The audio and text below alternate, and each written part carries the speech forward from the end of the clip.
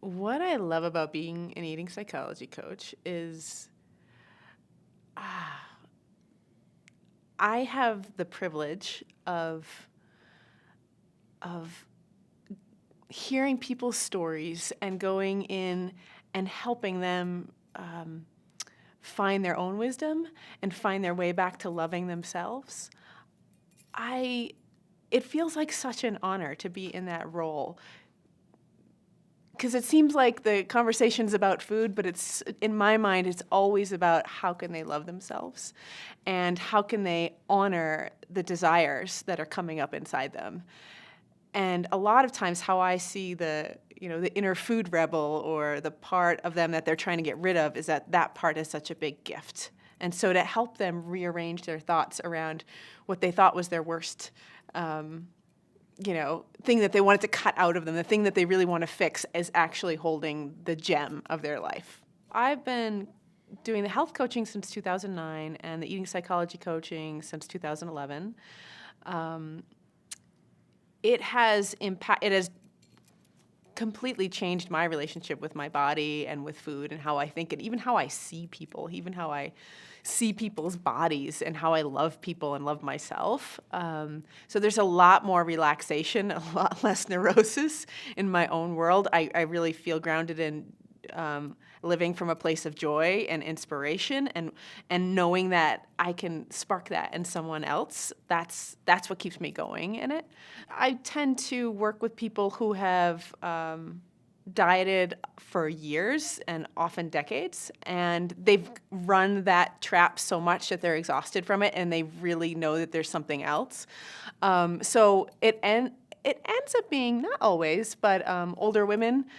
But I have had some younger women in their 20s, and they've also been dieting for, sometimes often like 10 years or so. It's not always the specific age group, but it's people who are really ready for a deeper shift in how they're looking at it. They're ready to look at it from a bigger perspective, from a deeper perspective than just how do I fix my food. I have a practice where I do probably about half on the phone. Sometimes I do Skype, but it ends up being that I do phone a lot. And I also work out of my house. And so people come, if they're local, sometimes they come to my house. I have a practice space within that. It's funny, sometimes people will even be on the phone if they're in my same town in Portland. So just works out that way. So it's pretty flexible. When I first started coaching as a health coach, and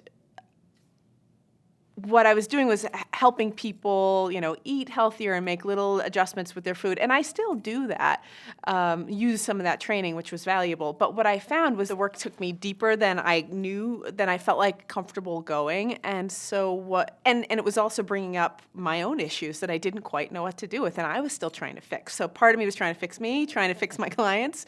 When they were freaking out, I'd kind of freak out with them.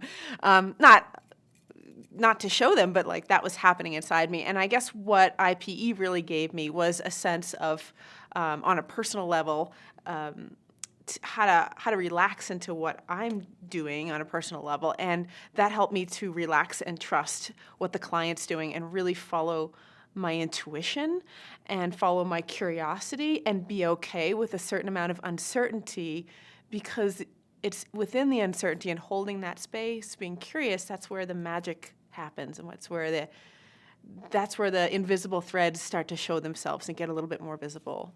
So I feel more prepared, or I felt more prepared after the training, just to trust myself in all that. I didn't have to have a cookie cutter approach. I was thinking about this. One of them is a younger woman who had an eating disorder, and when we finally worked together, she wasn't so into the eating disorder, but it was still kind of an issue. And I kept having the hunch of having her turn towards it. She was a writer, also wrote plays and musicals, very gifted. And I kept kind of trying to just direct her to do something with it. And eventually she did. So she did this whole play about it that she created, and involved the community in quite a big way. And it was almost like breaking a spell. Like she thought she was alone in this and she wasn't. And I still actually continue to work with her, but we don't really talk about food anymore. It's sort of like I've become her life coach. But just that whole turning towards the symptom and seeing what juicy, creative, interesting pieces are in there.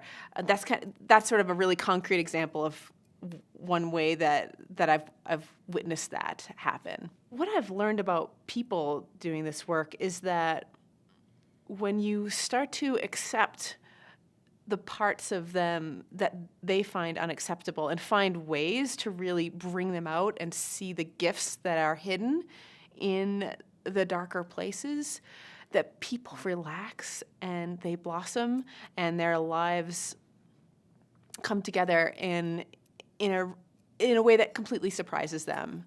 And I find that in my own life. So I feel like that I'm constantly hearing myself talk about these things, listen and hold that, and it's completely affecting my life as well, because you have to walk your talk in this work. It's just too painful not to.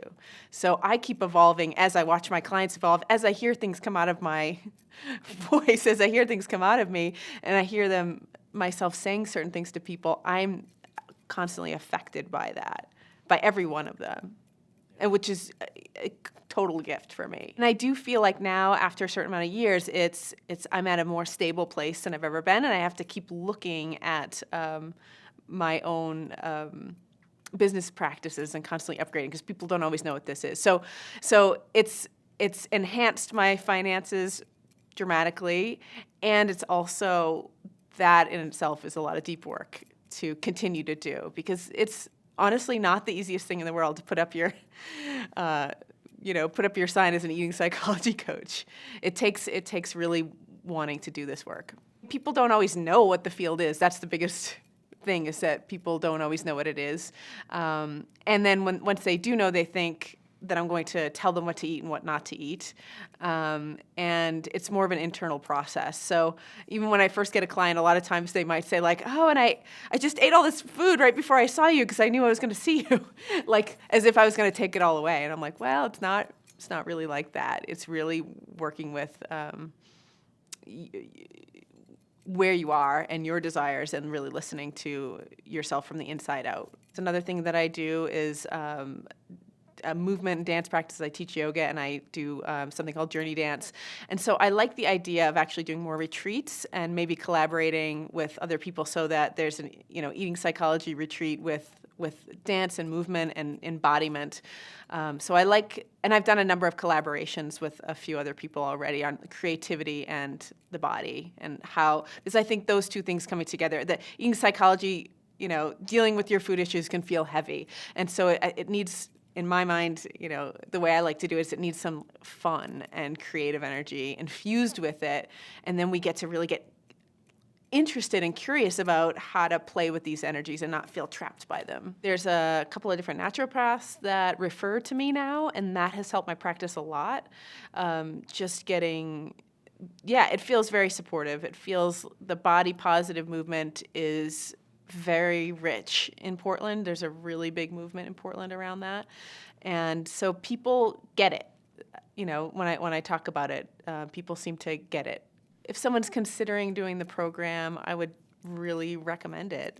If knowing whether even you do the work or not, this work so impacts your life, and on such a foundational level, where so many people are walking around in a lot of stress around feeling like they can't trust their body, they can't trust their hunger. It's not okay to be me in the world. And I feel like this work supports your humanness and your trustability and something bigger than you that's moving through you that somehow plays out in food. The name of my business is Divine Hunger, so it's at divinehunger.com. And to me, that really encompasses that it's this thing we're so scared of, but it's actually the blessing in disguise. And that when we're really struggling with food and body, there's some divinity to be found in that.